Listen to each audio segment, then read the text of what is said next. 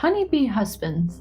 There's a certain type of TikTok guy who's clinically unwell and drowning in desperation, but instead of getting therapy, he starts a TikTok.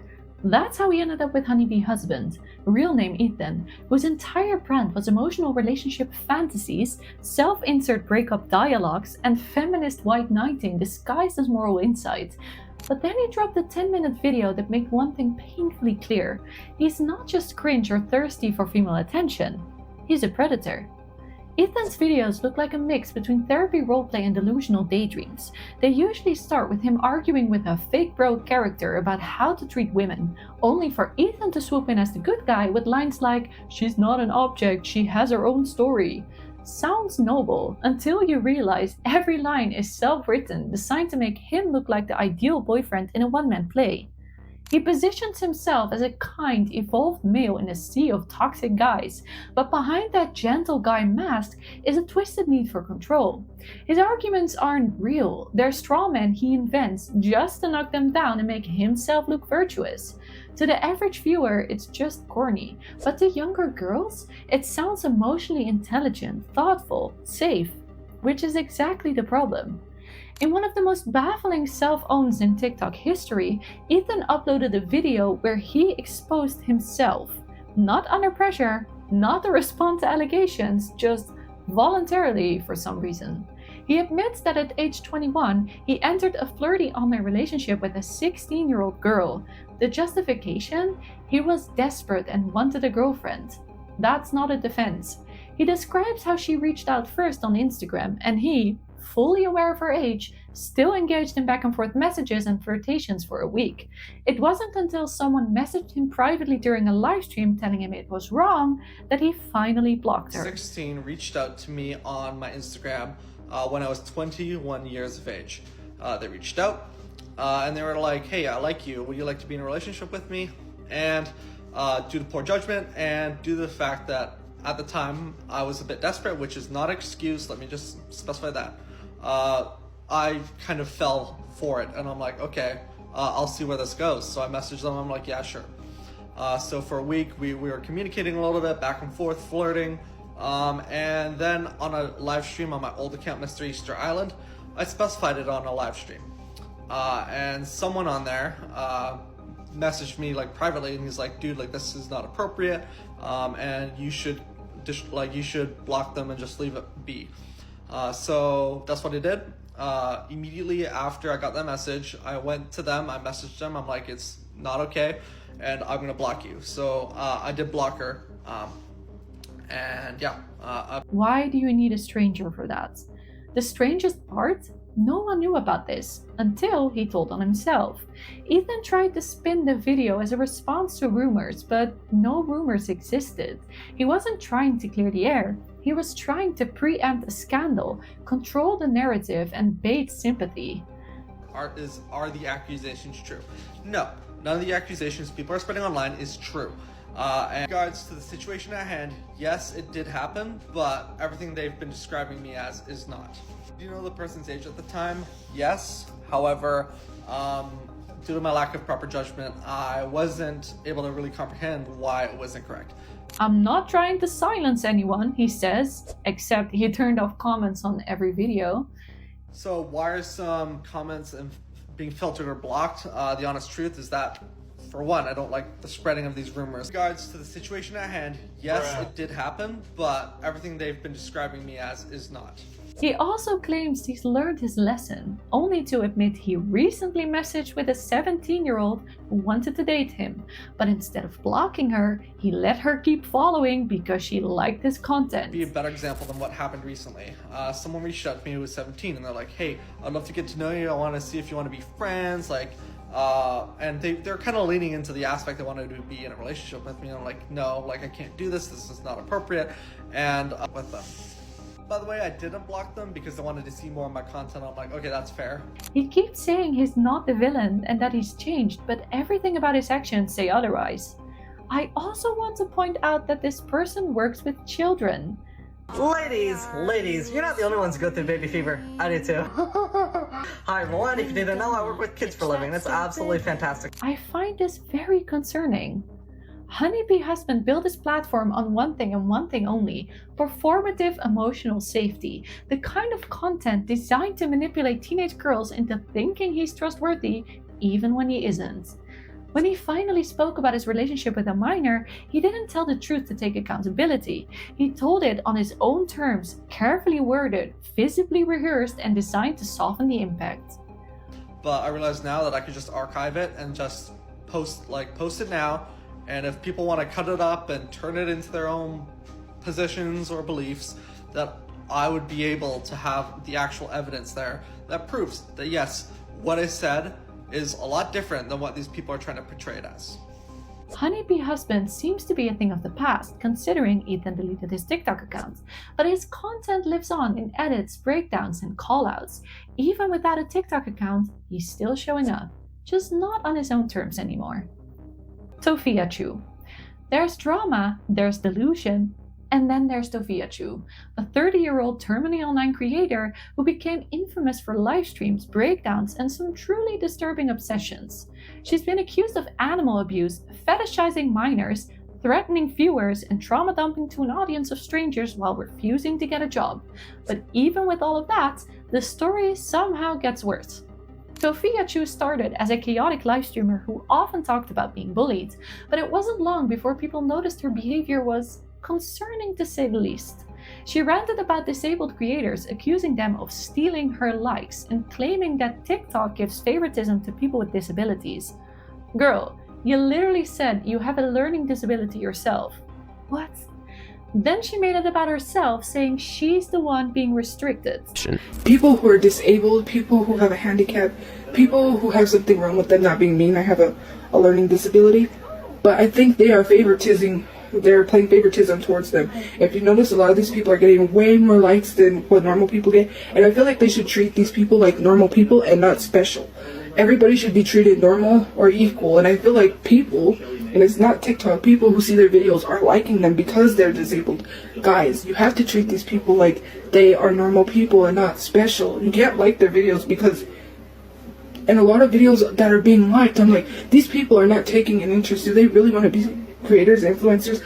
I want to be an influencer. I want to be a creator on this app, but it's so hard when I'm being restricted. She also live streamed herself yelling at her dog and once threw her cat off screen while laughing. Poor Hershey and Peaches. That's not abuse. We're just telling her she can't have something she's not allowed. I'm not gonna do that. I'm already not feeling good enough as it is.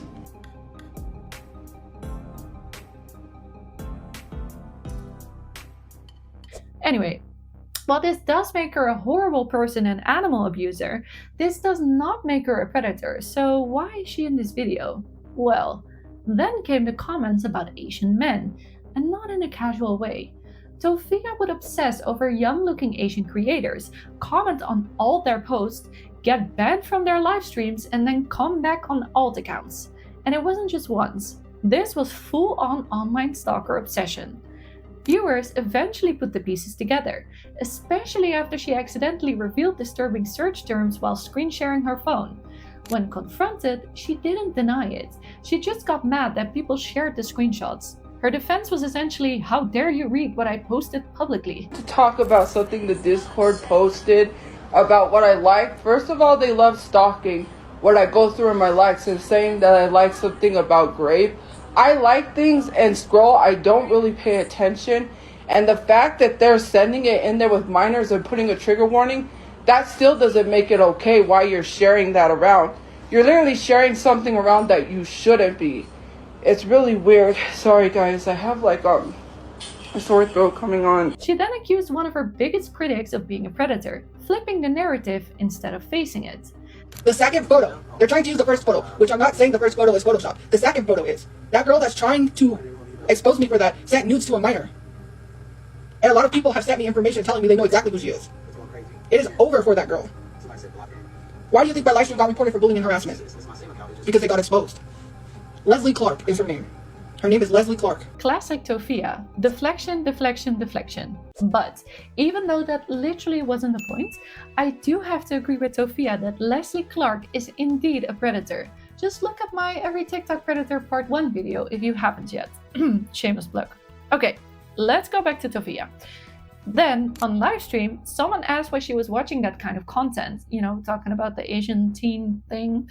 She panicked, kicked the person off her livestream, started crying about how she's being bullied, and then never addressed it again.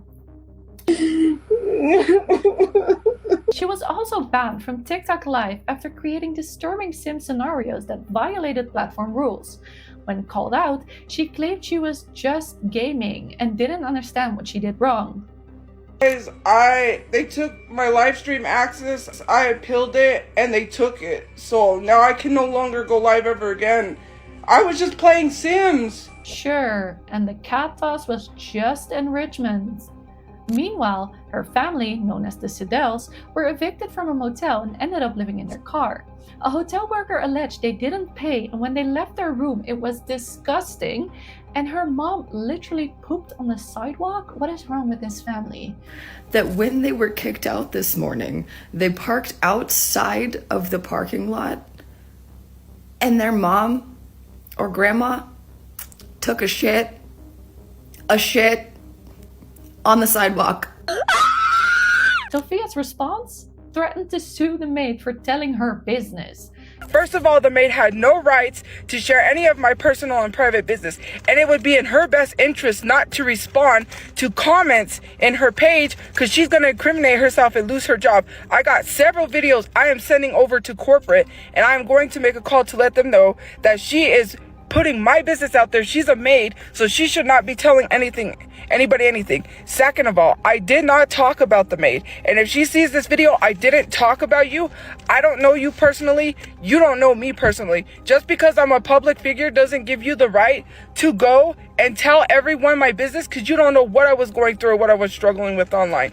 You put my family in danger. That's all I'm gonna say, because I'm not incriminating myself to get in trouble, and I'm sending this video to your job and your corporate. And I'm also, if it doesn't work, I'm reporting you to the police. She's also been caught threatening viewers, saying things like, "You don't know who I know, and it would be a shame if your parents had to raise money to bury you." Business as usual on Tophiachu's page. Your parents raised someone that is poor, and you are not the best example model for how your parents raised you. Because clearly, while I am going to be off and doing bigger and better things, because I have been offered several opportunities to be on podcasts, and I've been offered a lot of great stuff through TikTok, which I am working on doing, you're just going to sit here saying get a job while you're still struggling to figure out what bill to pay first. Hey guys, so yesterday on my live stream you heard some very toxic things from my family. A fight ensued while I was live. I am not being kicked out right away. I do have some time, but with that being said, if you guys would like to send money, I don't like to ask my followers for money, but if you would like to have all my PayPal's linked in my bio, I have to make sure that I have rent for month to month, that I have internet and a computer so I can continue to make content and do work for you guys, that I have food and furniture and things like that. So with that being said, guys, thank you for all your love and support that you have shown me, and that for those of you who have stuck by me and have been kind and caring, thank you so much. With that being said, guys, I'm going to continue to keep making content. Stay safe, stay blessed, enjoy the rest of your guys' day, and I will see you guys later. Bye, guys. Tophiachu refuses to take responsibility. She's been accused of disturbing behavior, repeatedly blames others, and somehow always ends up back on live. She insults the homeless while being homeless. She yells about being bullied and then tells viewers to off themselves. She cries about losing followers and then says she's too good for a job. And when her obsession with Asian teen creators was exposed, she didn't apologize. She called it a smear campaign. Stalking what I go through in my likes and saying that I like something about grape. I like things and scroll. I don't really pay attention. And the fact that they're sending it in there with minors and putting a trigger warning, that still doesn't make it okay why you're sharing that around. You're literally sharing something around that you shouldn't be. It's really weird. Sorry guys, I have like a sore throat coming on. Her story is chaotic, unstable, and full of contradictions, but nothing about it feels unpredictable anymore. She's not spiraling. This is the pattern. Her next move? Probably another alt account. and a follow request to yet another 18-year-old K-pop cosplayer. Trevino. Known to many as TikTok's worst mom, Ashley Trevino's livestreams mix family drama, inmate romances, and chaotic oversharing to 1 million followers. But beneath the chaos was a different pattern, one that involved flirtation, sexual comments, and inappropriate behavior directed at much younger men. Her actions raised a simple question: was this just shock content or something predatory? How does that make you feel? Just kidding. Like the ocean. Just shut the hell up, babe.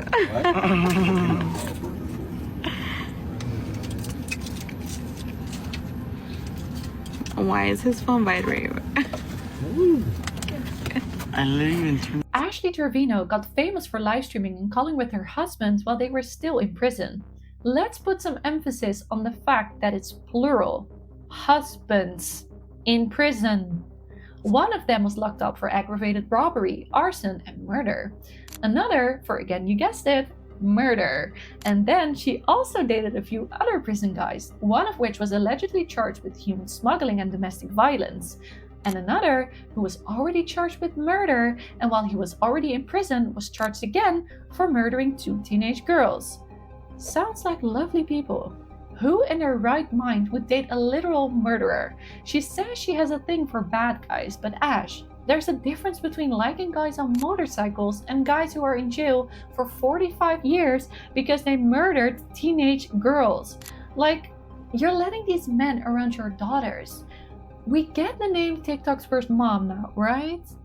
Ashley would flirt with them on camera, read their love letters out loud, and even hold solo wedding ceremonies while they were still behind bars. She called herself an inmate hopper and proudly claimed to have been with over 25 prisoners. Talked to one more after him, so probably 26 in the last 5 years. Her audience couldn't look away. During one livestream, she raked in over $12,000 in donations in 2.5 hours. Yes. How many hours? Like 2.5. You made 12 grand in 2.5 hours? Yeah. I believe bagging fake, y'all. And her kids. Meanwhile, her kids don't even have beds in her house. No. I'm going to Zelle you.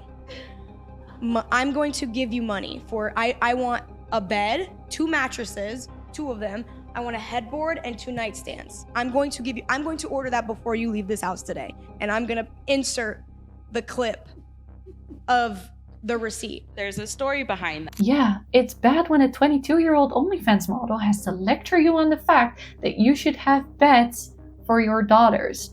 Do you know how many beds you can buy for $12K? Here's an interesting fact. She didn't actually meet her first prison husband, Isaiah, in prison, but knew him from church when they were younger. A lot younger. Especially Isaiah, who is ex-husband number 2, by the way. March. I knew him since he was 11. I knew him since he was 11 and I was like 15 or 16, maybe younger, because I was like 15. So he had to have been like 9 when I first met him. They used to go to our church. I remember telling his mom, because I always thought he was a cute little boy, you know, but I was older and I was already dating the kid's dad, so I couldn't be with him, you know. I think it's safe to say she has always liked him young. Yikes. And if that wasn't enough, after the inmate romances came something worse. A string of uncomfortable TikToks featuring barely legal men, and sometimes her own teenage daughters caught in the middle. That's you, girl. That's your mom? That's my girlfriend. Girlfriend? Yes, my girlfriend. You said mom. We have the same mom. What are you talking about? What do you think of her? How did you look like? No!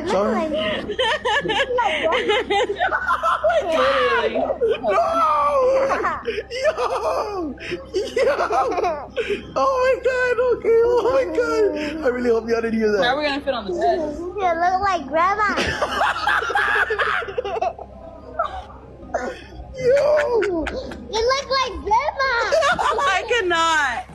The earliest warning signs came through live streams with men nearly half her age, often 19 or just barely legal. She would invite them on camera, make sexual jokes, and involve her daughters in the background. Mind you, her daughters are underage. Good. Now let's talk about Santos, a 19-year-old TikToker who became the center of a bizarre love triangle between Ashley and her teenage daughter Haley. Haley admitted to her mom that this guy on TikTok was cute and that she had a little bit of a crush. So what did Ashley do? She slid into his DMs and started flirting with him. Great parenting, Ash. Ashley posted TikToks calling him daddy and teasing calls, but in a now infamous stream, Santos asked Haley, her daughter, how do you feel about the fact that your mom stole your crush? How do you feel that your mom stole your crush? Santos, how do you feel about being bald? Why would you ask her that? Why would you ask Santos, her listen, that your that? hair falls out like that. You are not a stepdad. Do not ever say that. You're a nobody to us. And But for real, don't talk about gold, okay? Just leave it off of social media. Mom's days and yours. no, you're not. You're like you're closer to Haley than my mom. Okay, we're done. We're done. Yo, they got you. We're done. Did you hear what my little sister called you? Yeah, we're done. We're done. I feel so bad for Haley. Ashley didn't stop talking to Santos after this though. She kept flirting with him anyway. Ashley even claimed that she didn't know that Santos was her daughter's crush. And how everybody's saying that he was my daughter's crush, I never knew that. If I would have known that she liked him, I would have never talked to the boy. I call BS. She 100% knew and even told Santos. How else would he know? And her reaction to him saying it is really telling. She didn't react shocked or anything. Ashley has admitted online that she feels envious of her daughter and she felt her ex-husband loved their daughter more than her and she would take it out on her daughter. He loved her more than he loved me, and so like I took my anger out on her. And she doesn't even like hate me for that. Like she doesn't even remember that. Again, do we understand now why she's dubbed TikTok's worst mom? That's effed up. The most disturbing moment came during a live stream when Ashley looked at the camera and said, with a smirk, I saw his pee-pee and he saw my noo-noo. I've already seen his baby, and he's already seen my noo-noo. Okay?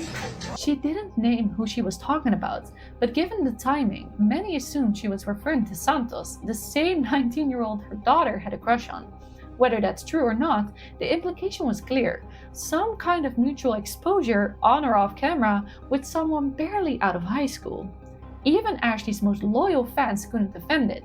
The clip was shared widely and viewed as crossing a line no adult, let alone a mother, should be tiptoeing near, especially not on a public platform with their teenage daughters watching. How does that make you feel? Just kidding. Like the ocean. Just shut the hell up, babe.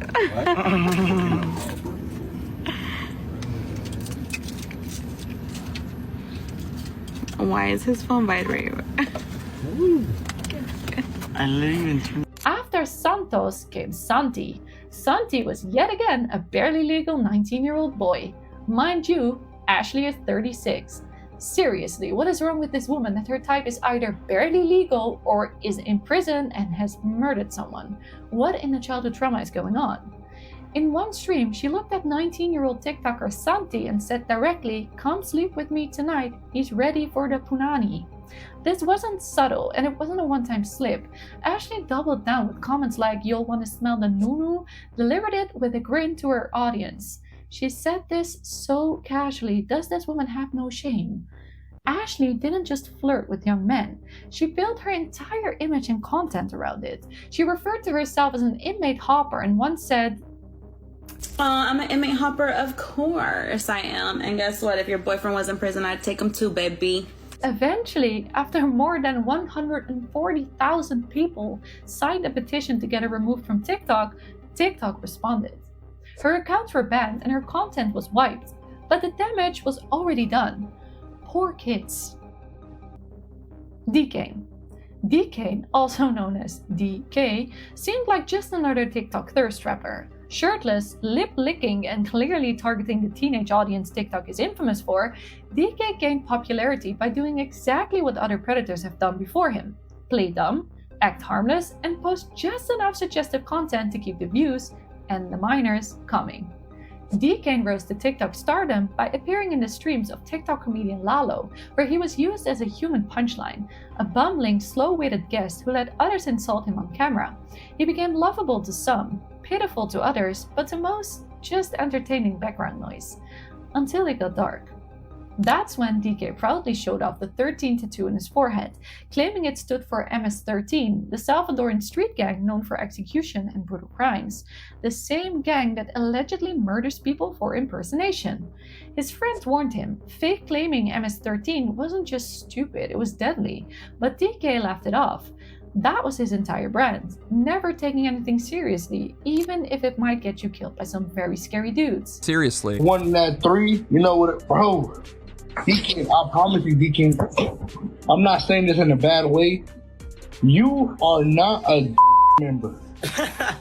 Bro, honestly, all of that, they do not know who you are.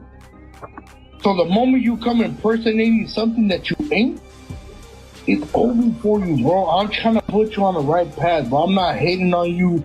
No, I'm not cloud chasing, none of that, because I'm the biggest. You know what it is, bro. But, like, bro, I'm telling you this for real, bro. Like, bro, you know that tattoos are always going to raise a lot of... Bro, that's the first thing that's going to raise questions about you. I'm going to suggest one good thing to you, not in a bad way. But we already seen how you got pressed, right? You're not from the set, even though you're from El Salvador, doesn't mean you're from the lands from out there. If I were you, I'd really go get that 13 removed. If you ever go to jail, bro, they're going to put you in gang unit. The moment you go to, right? You're a fucking idiot. Even his supposed gang backstory fell apart. He claimed he was from El Salvador, but couldn't even speak Spanish. His grandmother on a livestream spoke perfect English. The entire persona was fake, and as we'd learn next, so was his innocence. It started with his ex-girlfriend exposing DKane for messaging underage girls. In an interview with creator Poncho, she alleged DK was abusive, physically violent and controlling. He reportedly slapped her, choked her, and once put her in a headlock until she couldn't breathe. And he literally slaps me so hard, he starts laughing. And damn. Like we're talking about. Yes, like one of those competitive slaps. Okay. And he laughs and he's like, ah ha ha, like you're funny, like I could do it again, I wish I did it even harder. So from there, he was like, don't make me slap you. Like anytime we got into an altercation, he'll be like, don't make me slap you how I did last time. So that's why he has those bruises on his, I don't know if he showed you on the live, because I know I saw that he showed it on the live. But he has bruises on his chest from me, from him choking. Y'all, he's put me in a headlock 3 or 4 times to the point I couldn't breathe. And I told him to let go. And he was like, are you done yet? Are you done yet? I was like, she was 16 when they dated. DKane was 23. I asked him how old he was, and he was like, go look at my famous birthday. So I did. And then it said 20. I was like, you're 20. Oh, I was like, oh, I'm 16. He was like, okay, that doesn't matter. As long as we don't tell anybody. Even worse, she wasn't the only minor. DKane allegedly DM'd multiple minors, lying about his age and asking for feet pictures from 14-year-olds. My last breaking point was I had to go downstairs after begging him to stop talking to girls. 2 little girls, younger than me, to stop texting them and asking them for feet pictures. Oh, I haven't got to. There's actually screenshots that I have when I was with him. I was laying next to him, and girls were arguing with me, and a freshman girl, that's a freshman, that literally just became a freshman, and his 23-year-old ass was asking a girl for feet pictures. I'm sorry, I just threw up in my mouth. Ew! Dude! What the fuck? All while already dating another teenager. He wasn't cheating on an adult with kids. He was cheating on a kid with more kids. Dude. When confronted, DKane's response wasn't denial. He just didn't care. He laughed, flipped his hair, and played dumb. Which, I don't know if it was an act. It genuinely looks like this guy has no thoughts at all. Like, the lights are off in there. During another interview with Poncho, DKane was cornered with live evidence, girls showing their Instagram stories, their school lockers, and their real ages. He didn't care. He admitted to DMing the girls, claimed he didn't know their age, even though it was everywhere on their profile. I'm gonna keep it cute and simple, right? Because based off your answers, right, I have a few screenshots. I was just kind of waiting to see what you wanted to say, right? But I kind of know the gist of it, you know what I'm saying? I don't get 5 different girls clicking on your profile, your Instagram profile, where you DM them and they're under the age, right? You calling this girl right here a wifey, right? She's 51 backwards. hold on. We'll go to Exhibit C. Wait, go back to it. Go back to it. Go back to it. Right here. Go back to it. Exhibit Go C. back to it. The white Go toes back doing to it it. for me. Yeah, where does she say And her that- age in that? Where does and she that say her girl's age? 61 backwards. Where does she say her age? Where does she say her age? Why are you asking a girl for Where pop-up does pics? she say her age? Listen, little bro. I'm answer. And Why go are back you to the asking- other screenshot too. Go back to the other one. Go back to the other one. Why are you asking this girl for Go back to the pics? other one. You don't even know her age. Go and you're back asking to the for- other one. Hold on, Exhibit D. Go back to the other one. That's your contact? You lied to a girl saying you're 71 backwards, little bro. They're posting their high school locker room and their Instagram stories, and you don't figure out that they're young of Hey, age. nobody goes through their highlights. I went through one highlight and just went like that and sent a DM. Even his new girlfriend eventually came forward, accusing him of holding her hostage over a ring he wanted back. Her story ended with police being called and DKane allegedly kidnapping her over a gift dispute. He's like, so after I told him I want to be done, he was like, okay, give me my stuff back. But give me my stuff back. And I was like, okay, I was like, no. So he was like, okay, so he took my phone. So then I'm like, oh, all right. So then I grabbed the purse and I put it around me and I put my keys in there. And I was like, all right, as long as I have my keys, I'm good. Yeah. And then at that point, I go to the closet and just start kind of packing my stuff. And then he comes behind me and then just like grabs me a little bit or whatever. And then I'm just trying to get out. And then I call for the grandparents' help. And they come, but they're like telling him like to chill out. But then he tells them that he's not trying to let me leave. And they're like, we'll give him the stuff back and then we'll let you leave. So I got mad and I'm like, what? Like, Wait, how? but it was a gift though, right? For you? That's what I'm saying. Like, it was all done in front of my whole family. I have a video.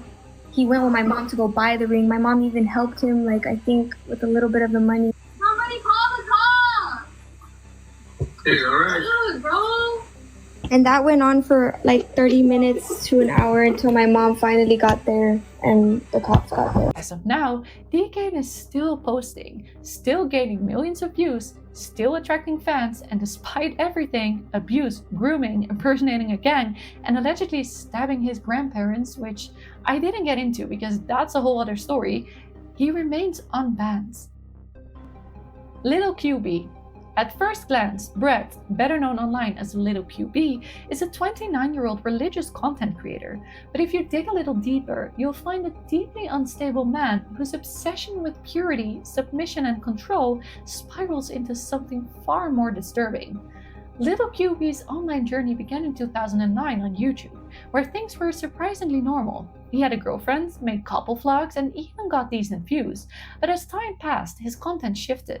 Following their breakup, he lost financial stability, moved back in with his parents, and began posting increasingly erratic videos, decorating his room with upside-down crosses and spiraling into theological extremism. The real turning point came when Brett discovered TikTok, and TikTok discovered him. His live streams quickly became a cesspool of grooming rhetoric and disturbing hypotheticals. In one clip, Brett argues that it's morally fine to pursue underage girls if it's legal in Alabama. In another, he claims that 14 to 15-year-old girls are biologically identical to adults, brushing it off as just science. Dictates that a young woman aged around 14 to 15 to 19 is nearly identical to or identical to an adult woman. We're purely talking hypotheticals. So I don't know what the big deal is. He doesn't see this as problematic, he sees it as logical. He claims religion justifies it, that molding a naive young girl is somehow righteous. And behind the guise of religion, he tries to normalize grooming. Of legal age, because she's less likely to have a lot of mortal sins. She's more likely to be a virgin, so more likely to have a lower number of partners, and she'll also be still in her like formative years where I can mold her into a beautiful woman. Why are you not attracted to people your age? And B, they probably see through your shit, which is why they don't like you. And younger people are more naive and don't know much about the world. You feel me? Yeah, that's why I want a younger woman, because she's naive. How does this guy think it's totally normal to say you want to date a younger girl because she's naive and you can mold her? That's literally grooming. Like, what? Also, I didn't include the sound, but in the first live stream I just showed you, he literally said, all guys think like this. They're just afraid to admit it. What? Okay, if you're a guy watching this, please comment below and let me know if you think it's totally fine to date a child when you're 29 years old. Also, do please include if you're from Alabama or not. Thank you. Then came the leak. DMs surfaced showing Brett sending unsolicited explicit images to a female moderator who, like many of his mods, was underage. Brett's mod team wasn't there for moderation, by the way. It was a direct line to young women he could manipulate. He would message anyone who showed him attention, refer to minors as his girlfriends, and keep children as young as 13 on his panels. When the screenshots hit TikTok, Brett didn't deny the behavior. He deflected, raged, and threatened. In one now infamous livestream, he spirals into a simulated mental breakdown, screams about harassment charges, and blames his victims. Me calling her 70 times was inappropriate too? Now you got my dad getting on my case because I'm gonna wake my mom up, huh? Right? You really, oh yeah. He also allowed minors on his live streams and would expose himself multiple times during these live streams.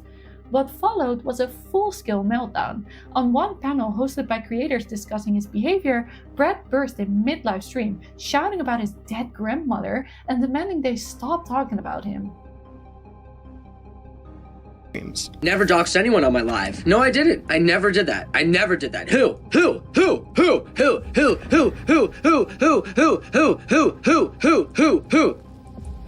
I posted my Facebook account on my live? That's not doxing someone, that's holding someone accountable. That you're liar. She literally impersonated one of my moderators, changed keywords, was unblocking people when I was blocking people. She committed a felony, an aggravated person impersonation. I was holding her accountable. What are you gonna say, me?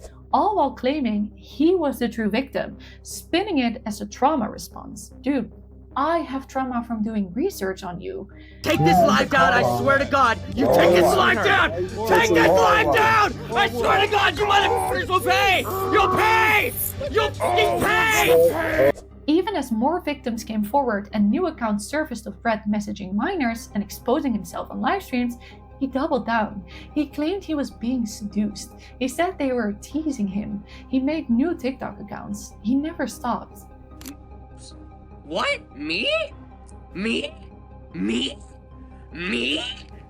Get harassment charges? Are you kidding me?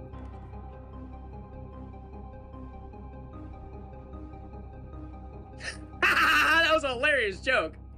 That was funny. She's committing multiple felonies. Please, I'll go, please. I'd love to talk to a judge about it. Yeah, no, they doxed me. They're the ones that did the illegal, they played under the... Is it me? Am I the drama? I don't think I'm the drama. That was a hilarious joke. That was funny. Well, thank you, Brett. Unfortunately, I'm around your age, so I'm too old for you. Sorry. If there's one word that defines little QB, it's obsession. Obsession with purity, with control, with justifying behaviors others see as predatory, because, it is predatory. Even after being exposed repeatedly, he continues to livestream, to follow young users, to manipulate his audience. His patterns, targeting naive girls, using religion as a shield, and gaslighting victims, never stops. Amber Unavailable. Some predators try to hide. Amber Unavailable puts it all on display.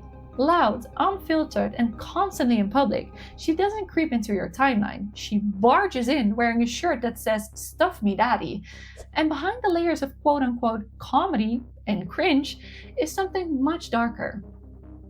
Amber originally rose to TikTok fame with painfully unfunny millennial musical comedy, mocking Gen Z, trans people, and woke culture. But when the views started drying up, she found something that worked even better: rage-baiting kids with sexual videos. Amber shifted from cringe to predatory when she began targeting children directly, not through conversation, but through content engineered for viral shock. Her formula? Perform hypersexual stunts in family-friendly locations like grocery stores and Targets, and then call it a field trip. From pretending to deep throat vegetables, to pulling her pants down near children, to moaning while rubbing yogurt on her face. This is the content she pushes to a 700k audience, and she admits it. That's what I do. That's what I do all day, is confuse children. Amber's strategy isn't subtle. She openly acknowledges her viewers as mostly kids, and then manipulates them. In one stream, she even says if they want to prove they're not kids, but adults, they should send her money. She also necks children, using insults to drive engagement and encourage comments, all while doubling down on sexually suggestive content. It's rage bait, yes, but it's also performance built to get reactions from children, while posting videos deep-throating vegetables. What?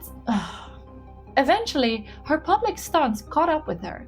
In one case, she trespassed on someone's porch, rang the doorbell, and danced while live streaming. That led to a $200 fine and a court date, where Amber tried to gaslight the judge into believing her live streams weren't sexual. Spoiler alert, the judge had seen her TikToks and wasn't convinced. Report for, you ask? Well, I was on TikTok live one day and I was going around and knocking on people's doors, singing them a song, doing a dance, asking them to rate my outfit on a scale of 1 to 10.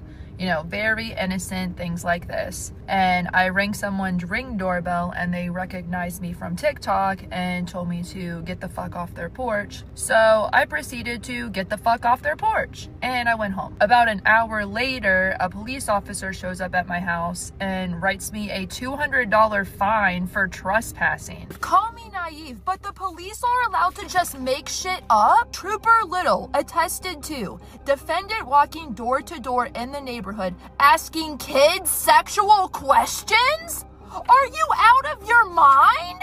Everybody knows that if I even remotely see a child outside, I scream, "Child in the wild!" and I run away in the opposite direction.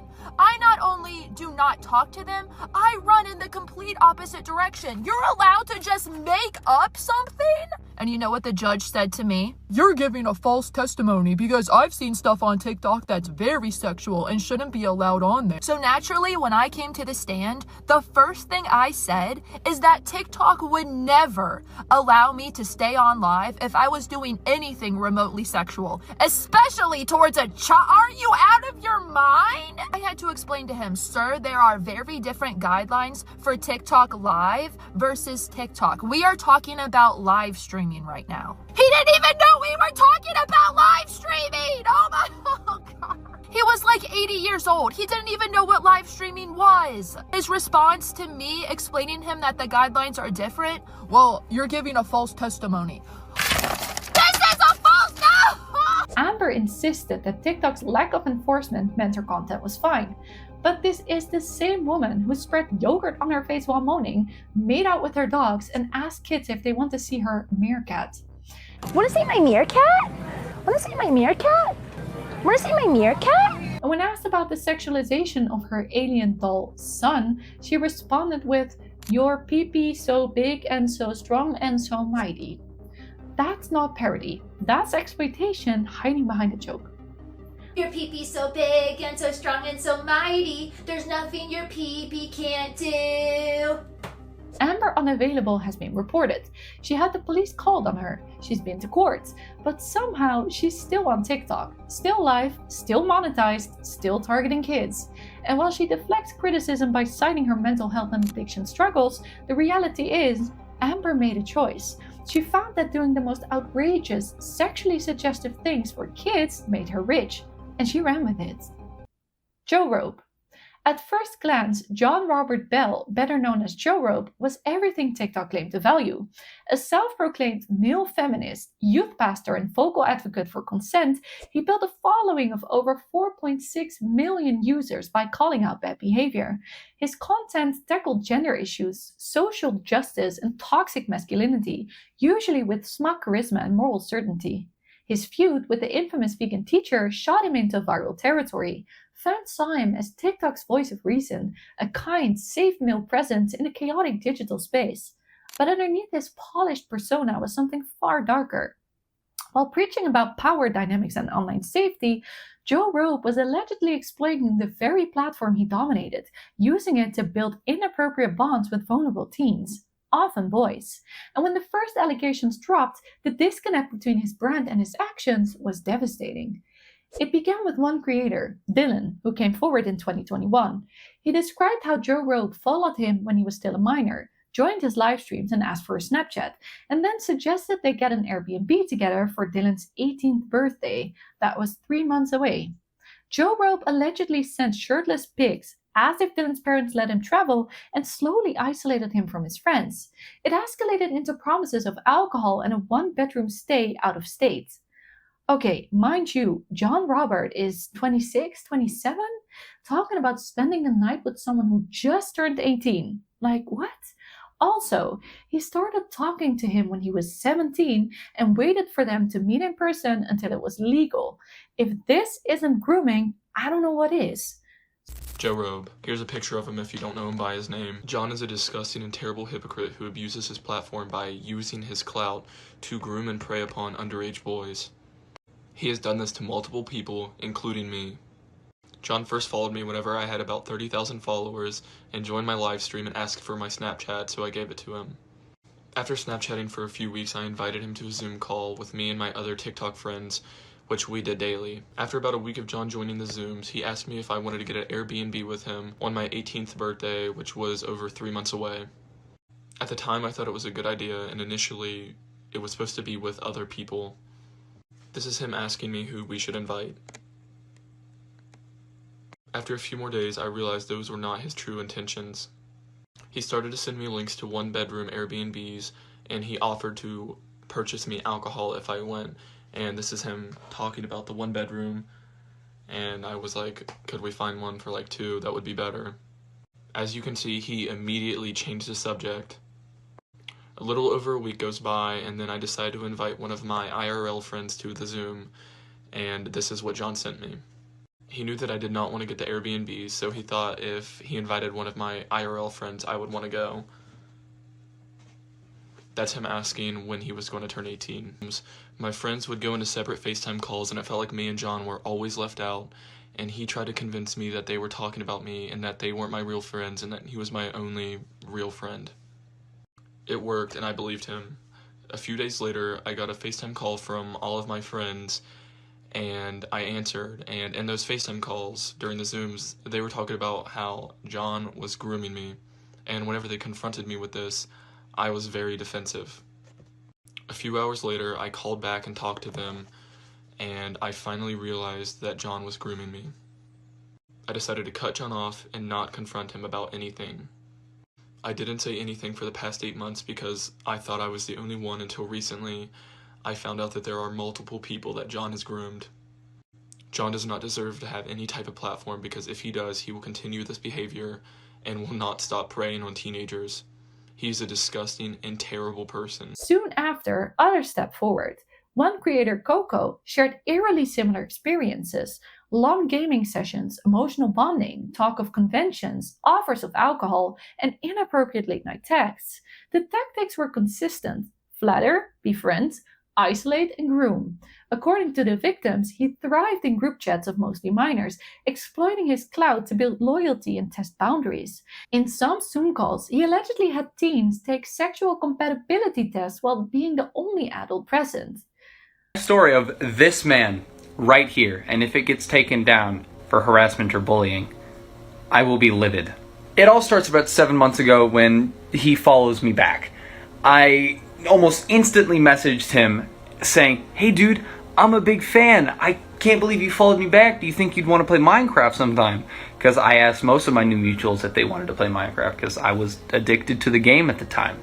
He hit me back nearly instantly with a, "Oh, sure, of course. Here's my Snapchat and here's my Xbox tag." As to which I added both of them because I wanted new people to play Minecraft with and I looked up to him. And here's where things started. That night, me and John played for around 6 hours total on one Minecraft world and got pretty damn far in it. And we both were having a lot of fun. We both stayed up late talking, and we did this for the next week. We stayed up like till 2 to 4 a.m. talking to each other and playing Minecraft and it was great. I could not have asked for more. And I didn't suspect a thing. I figured we were just friends talking, playing Minecraft together, because that's what friends did. And I'd say around 3 weeks later, he started asking like different questions, like, what state do you live in? And do your parents let you travel? And do you like to travel? And and I gave him full honesty. And as to which I do, or I did. And I didn't talk much about it, but I trusted him enough to tell him. So I told him everything. And then he answered, great, thanks for telling me. And then stopped talking to me for about 4 days, which was irregular because we talked like every day. And then one day he messaged me and went, hey, can I FaceTime you? As to which we FaceTimed. And we and him talked about those TikTok conventions that used to happen once a year where you'd go to and like talk to people and the big content creators you like to follow. And he asked if I wanted to go to one with him. I agreed because that was great. I would have loved to. And he offered to buy me a room with him or like an apartment or whatever it was at the time. And I was getting ready to go. Things were great. It was wonderful. He offered to buy me alcohol like before. We never went. I'm going to specify. We never went. But he offered to buy me drinks there. And this is the one quote I remember him talking to me about. I may be a pastor, or I may work for God, but I'm not against kids having fun. I should have realized it right there. Afterwards, he basically ghosted me for a while. He stopped talking to me. But then one day he messaged me saying, hey, would you like to play Fortnite with me and Dylan? And that's how I met Dylan, as to which I am thankful, because, well, he's the one who helped us all realize this. And after that night, I started kind of seeing John's weird behaviors. He started sending me shirtless pictures of him working out, him in bed, texting me really late at night, asking me a bunch of weird questions. And at that point, I stopped talking to him. He stopped talking to me, I stopped caring about him. So, one day, he just straight up goes, do you not like me anymore? So after that, I kind of got set off. I basically was like, well, you stopped talking to me, so I don't know. And he goes, well, darn, I bought that game you wanted me to. Do you want me to play sometime? And I left him on it. I never talked to him. And then we stopped talking entirely. He stopped talking to me. And then Dylan made his video. And then I looked back on me and John's relationship. And I saw what he wanted from me all along. I was emotionally damaged. That's why it's taken me so long to make this video. It's because I couldn't grasp the fact that all he wanted was me for my body. If you are part of what happened with John, please come out with your story. We need you. I know I'm making fun of all these creators, but this one honestly makes me want to throw up. And not because he's asking for feed pics. This is a serial predator, and honestly, one of the worst creators I've talked about so far. Jorobe's silence became deafening. Despite building his career off of calling out predators, he refused to address these claims. Eventually, the dam broke. A Google Doc compiled by multiple victims laid out consistent allegations, Snapchat messages, shirtless selfies, grooming behavior. One anonymous 14-year-old provided screenshots of inappropriate images allegedly sent by Jorobe, including him posing in briefs with captions like, God, these trunks look good on me.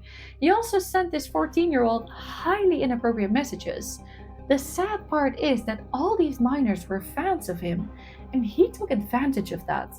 The irony is so real, being so popular for correcting bad behavior and being a feminist and spreading awareness, and then behind closed doors being the worst creep of all. Like, how can you even post videos about spreading awareness on grooming and then showing your pee-pee to 14-year-old kids and asking them to call you daddy? What did Jorobe do in response? Nothing.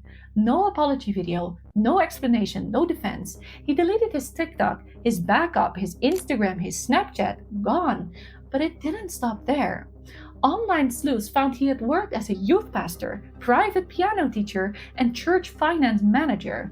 One call to the church allegedly confirmed he was still employed, until his name quietly disappeared from their staff page days later. And then, in 2022, he legally changed his name. At least, a court filing in Clay County, Minnesota revealed that John Robert Bell had filed for a full name change, matching his birth date and last known location. To this day, Jorobe has never resurfaced, but his case remains one of TikTok's most shocking betrayals. A man who built a brand on trust, safety, and feminism weaponized that trust to target teens. Multiple victims, consistent patterns, silence instead of accountability, and ultimately, an attempt at erasure of his past. Jupiter, real name Corbin Pennell, introduced himself to TikTok as a werepire, a self-proclaimed half-wolf, half-vampire hybrid.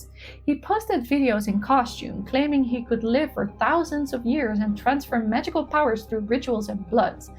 But beneath the fantasy was something far more troubling. Jupiter was a 25-year-old man in Idaho, actively engaging with minors online, openly discussing age-gap relationships, and eventually confessing to criminal behavior live on stream. Jupiter blamed his behavior on a traumatic upbringing. He was removed from his birth parents as a baby and raised in foster care. He claims one of his brothers was abusive and that he began mimicking his behavior from a young age, eventually ending up in a group home. But instead of healing, he turned to the internet. That's where he met content creator Linda Binda, someone he desperately tried to impress with grand tales of hacking, thievery, and working with the FBI. None of it added up. With a group of hackers. Oh, wow. It was fun while it lasted, too. When our boss man graduated and moved on to greener pastures, he left me in charge. And my friend Skylar at the time, who was my then rival, usurped power from me and took over. Wow, that's like Game of Thrones. Yeah, well, the Nerd Brigade is what we called ourselves back then. We called ourselves the Nerd Brigade. Because we were just a bunch of computer nerds. He wasn't a king of thieves or a digital vigilante. He was a man in his 20s, living in delusion, surrounded by plush toys he called his children, some of which he claimed could give birth through magic. Jupiter's most disturbing behavior was broadcasted online for the world to see. He told a supposed 13-year-old they could send him photos if they wanted to. He talked about training them. He confessed to an in-person relationship with girls 4 or 5 years younger than him, relationships that started when they were minors. Jupiter, can I still send you pictures of myself even if I'm underage? Because I'm only 13. It's up to you, sweetie, if you want to, because I don't mind. If you do, I don't mind. Do you plan on trading me in if I say yes? He was caught again and again on TikTok, Discord, Facebook, sometimes even live on camera. And every time he was exposed, he offered the same excuses: sleep deprivation, nicotine addiction, emotional trauma, and autism. But he never once denied it. I was really set up. I was set up, I was tired, I was high on nicotine, and I wasn't thinking straight. So, have you stopped talking to minors on TikTok? Yes, I have. I stopped. People are saying you make apologies video, but you still doing same thing. Yeah, I know. I'm trying my hardest to try and I'm playing along with them until I can find a way out of it. I'm sorry, did he just say he was high on nicotine? Is that a thing? I mean, I 100% believe the autism and emotional trauma part, but if smoking too many cigarettes makes you a pedophile, then a lot of celebs should be locked up. Oh, wait, maybe he does have a point. At one point, local police executed a search warrant and seized his phone, laptop, and Xbox. Jupiter claimed this was a misunderstanding and that nothing of interest was on the devices. So, yeah, I couldn't do anything about it. Did you send that to someone that was like underage? When I was younger, that was the older me. That's the old me that did that. But it was someone underage, right? That you sent it to, and that's why they're mad at you. That's why the police were called. Yes, I stopped talking to them. Of course, I cut contact. I cut contact with those people because I knew that it was too risky to talk to them anymore. Especially if I was just going to be their friend, it would be too risky. But during multiple live streams, he admitted to sending images, chatting with minors, and even marrying a teenage girl, who he said was legal of age in the UK. That's my girl. Who? What? What is this? Objection! Hold up. I think that there's still more. Let's just. Who is this is your girlfriend? She's born. Yes. So this is your girlfriend. Yes, in the UK. In the UK, she actually. In the UK, 16 is actually considered adulthood. Did you not know that? Yeah, in the UK, she's considered an adult. This is your current girlfriend, though, like as of right now? Yes, actually. No, we're just curious, man. We're just curious. How long Where did you guys find this video? Dude, I just found random. Yeah, we got sent this, and it was very threatening. Yeah, they told. He also defended his two brothers, both of whom had been arrested for similar crimes. While one of them is still incarcerated, Jupiter framed their actions as setups or accidents, never taking responsibility, not even by association. Well, Jupiter, what's your brother in jail for? He got framed for something he didn't do. What did he get framed for? I'd rather not talk about it. He was sent an inappropriate picture of a young person by that person's parent to get him in trouble. So CP? By a parent, yes. And you have 3 devices seized currently. In his final interviews, Jupiter took his delusions to another level. He claimed to be possessed by a demon named Shadow Raven, who threatened interviewers with spiritual violence. He said the real Corbin had left his body. Shadow Raven, Jupiter, hell, I even went by another name, Mephisto. I am the werepire demon dragon in his body. And let's just say, I am. And I will kill anyone. Meaning you guys are screwed. You see, Corbin let go of his body. He's no longer in control. He's no longer in control of this body. He let me take control. You guys are fucked. Never sleep again, for Lucifer is out for your blood. I may not be in physical form with you guys, but let's just say I'll be the demon at night that waits for you to go to bed before it's your throat. The mask of the werepire had cracked. Now there were demons, dragons, martial arts stances, and deeply unstable behavior. But even more chilling was what came next. Full public admission. Jupiter, on camera, acknowledged what he had done. He said he stepped in it and that he had hurt kids, and he wanted to change. Yeah, I'm gonna nip this in the bud and finally just go free and live my life and be happy and be a good boy, not a bad boy. I hate being bad boy. I want to be good boy. I just want to be a good boy. I want to be considered a good boy by my family. I want to be praised instead of looked down upon. A good, precious boy. That's all he wants. Just want to live and be a good boy. He wanted forgiveness, but not accountability. And once it became clear his interviewers weren't there to clear his name, he turned violent again. Talking to his husk. I'm a harmless person. I have screenshots. I have my doubts. Suffering alongside those families. Everything to look for. Even if I'm underage, because I'm only 13. You're all crossing a line. So, which story from this series stuck with you the most? Let me know in the comments below and subscribe for more exposés because TikTok still has a predator problem and someone needs to expose it. See you next time!